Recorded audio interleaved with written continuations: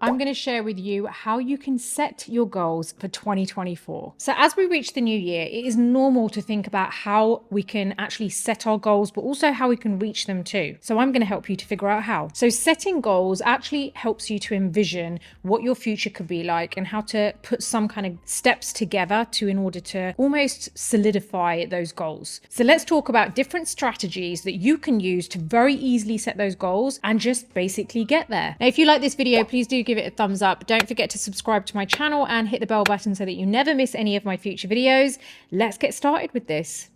Reflect on the past. Before you even think about setting your new goals, it's really important to think about how your past year has gone. Take in all the kind of acknowledgements, all your achievements from the year, and things that you may feel are failures for yourself. Even though I don't believe in failures, I feel like it's just a way of learning. But however you want to kind of see that, it's important to figure out what it is that you could change going forward. So if there's anything that you could have changed in terms of your approach to things or how you carried out a goal or your journey to achieving that goal, what would you have changed? Would it be something to do with your mindset? Would it be something to do with certain actions that you took? How would you change those things so that you know exactly how you can implement those things going forward into the new year? So it's really a case of identifying areas for improvement and learning from any kind of setbacks that you may have had over the previous year. This is why it's so important to see how the previous year has been for you, like analyzing it in general. It's just generally looking at the 12 months and figuring out what it is that you've done. Was there a certain area that you didn't actually do anything and you feel like you weren't really achieving much and it was just kind of stagnant? Maybe you were procrastinating. Whatever it is, what can you do to really get on track? Even if you feel that you have a chunk of time that you weren't really doing much and you're kind of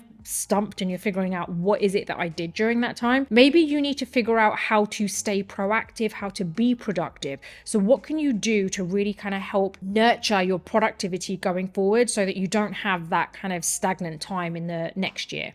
Visualize your ideal future. So what is it that you're imagining in your next year? Imagine yourself being in next year. What is it you would have liked to have achieved? What have you achieved? What have you done with your life for 2024? What have you accomplished? Have you learned anything new? Have you started a new business? Have you upgraded anything you're working on? So think about where you want to be in 2024. Where do you want to be? How do you want to feel different in the next year? Visualizing it can really help you to gain clarity on what it is you want to do. Sometimes it can be a bit kind of confusing when you think about what it is you want to do, but you're not actually thinking, how would I feel if I was in it? If I was next year, if it was me in next year right now, how do I want to feel? And although you know it's going to be different to how you feel now, it's really important to visualize it because it can really help you to figure out what it is you need to do in order to get there. Set SMART goals. SMART goals are specific, measurable, attainable, relevant, and time-bound. So what you really want to think about is how you can focus on all of those things. So keep each goal SMART. You're thinking about every one of those things that I mentioned and setting your goal in that way. By following this framework, you're going to make sure that your goals are well-defined and attainable. They're going to be easier for you to achieve because what you've done is you've thought out every goal. You haven't just written something down and thought, okay, yeah, that's what I want to do next year. What you've done is really figured out how you can achieve it. You've made it realistic. You've thought about it in a smart way. So instead of setting yourself a goal like, for example, I'll get fit next year, what is it that even means? Like anyone can set that as a goal, but really what you want to do is make it achievable. Think about the SMART goal framework. So for example, instead of saying I want to get fit next year, put something like I want to run 5K every week. So now what you've done is you've narrowed it down, so you've actually set yourself a goal which is achievable. You're not trying to run a marathon or anything, especially if you haven't run before. Like it's not something you do on a regular basis, so your body isn't used to it. You're setting yourself something which is achievable. You're also setting it within a time frame which is achievable. You're not setting it on a daily basis. You set it every week. You could do that anytime you want during the week, but as long as you get it done within the week. So with every goal that you're setting, think of it in the SMART goal approach. break it down. Goals in general can be overwhelming, and large goals can be even more overwhelming. So break them down so that they're much easier for you to approach, and just make them into bite-sized goals. So if you want one big goal that you want to set yourself, try and break that down into measurable goals. You're going to manage it a lot better, and it's going to be broken down into kind of milestone tasks. So once you've reached all those you've completed all those tasks, then you've kind of achieved the goal that you wanted to achieve, because you've made it a lot more achievable in the first place. It makes it less daunting, and it's also much easier for you to track your progress too. Prioritize. So with so many goals that you may set for the next year, because let's be honest, the year in itself is pretty big. I mean, it goes by so quick, but ultimately you have 12 months to be able to reach whatever goals you are setting. And it may be that you only have one goal that you're setting, but hopefully you have a few more than that. But what you want to do is make sure that you prioritize them. It's so essential that you prioritize them based on urgency and importance, rather than just throwing all these goals out there and figuring out when you're going to achieve them. So think about what it is that's most important to you when it comes to your list of goals and prioritize them in that way. So what is it that you want to get done first? Now, be realistic about it though, because ultimately if we've got one big goal and you're like, I want that now, you've really got to think about whether that's even achievable. Are you going to need time to research? Are you going to need time to actually get there? So it isn't a case of putting the one that you want first. It's more so about putting the one that is achievable but also important first. This allows you to allocate your time, your energy, your resources in a better way to approach that goal. What can happen is when we do have quite a few goals and we randomly throw them out there throughout the year, it can be really difficult because you're kind of like going back and forth between each goal and there's no kind of like order of importance there. And sometimes that can end up making you ditch certain goals because you just can't keep on top of things.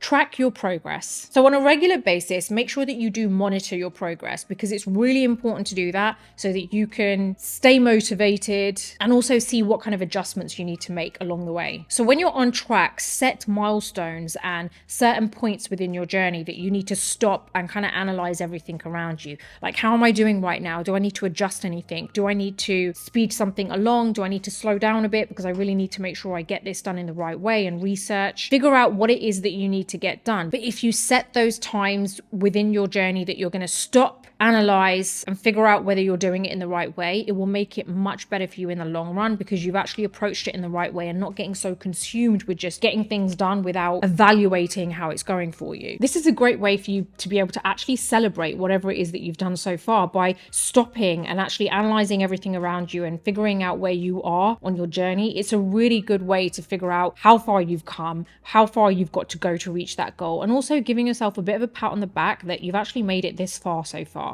Like-minded support. It's so important to surround yourself with people who are like-minded, who can give you that support, who can give you the encouragement and give you any kind of advice that you might need along the way too. So if you have someone that you see as a mentor, share what it is that you're trying to do, because it would be great to get some advice from that person. It's always best to stick with people who understand you, who believe in your goals too, and are encouraging you to do better. Don't just go around and think you can tell any friend or family member. Not everyone will have the same approach, and it doesn't matter whether it's a family member or whether it's a friend. Even though they might be close to you, you enjoy their time, but maybe business isn't the really kind of right thing that you will connect on, and maybe they don't have the same approach as you. So find someone that actually is like-minded to you when it comes to that specific goal or your business or approach. That way you'll find that even though you may not be friends in general and you don't hang out with each other and talk about anything that isn't work, at least you know that you match up on the topics that are important to you with work, with your goal setting, with what you're trying to achieve in your business. Sometimes I feel that following people on YouTube who I find inspiring can also be a great way to spend time with people who are like-minded. Now, hear me out, because although this isn't physically spending time with them, they're not talking to you one-on-one, it can still be a really great way to get that support, because you type anything into YouTube and you're going to get an answer for it. There is someone out there who's made a video that answers your question. So if you have something that you want to talk to someone about when it comes to your business, when it comes to setting your goal, or when it comes to the journey that you're on to achieve those goals, type that question into YouTube and I'm sure you'll find some kind of entrepreneur pop up that has an answer or has a video which is focused on what you are thinking of. Maybe that video is really going to help you. Maybe there are certain